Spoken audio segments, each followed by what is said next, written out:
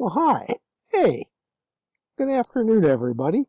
This is Rob's buddy, Lori Fisher, speaking to you from Lord knows where in Berkeley here, and here to wish Rob a very happy birthday, even though every day might seem like Groundhog Day, and even though Rob has told me it's a movie he dislikes, I figure that gives us a great opportunity to do a couple of things, including ask a musical question.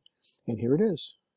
Isn't how many years was one main head before? Now that's a very interesting question that we have. The answer to that, by the way, believe it or not, is 69 years, which I understand is Rob's birthday here. And 69 is a great age to be. I almost remember being 69 years old myself. And as a fun fact about the year 69, as an age here, if today is your birthday, and I think that it is, you are exactly the same amount of years away from the age 95 as you are from the age 44.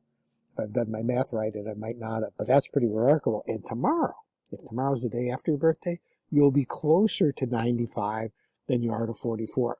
That's a pretty good birthday present by itself, huh, Rob? Will you still need me? Will you still feed me when I'm 64? And by 64, they actually meant 69. And it's another musical question. Will you still need me? Will you still feed me? And that's a question for your family to answer. I can't answer that. My answer is that I don't know if they'll need you, but they'll probably have to feed you, which is kind of a good deal. It leads to this.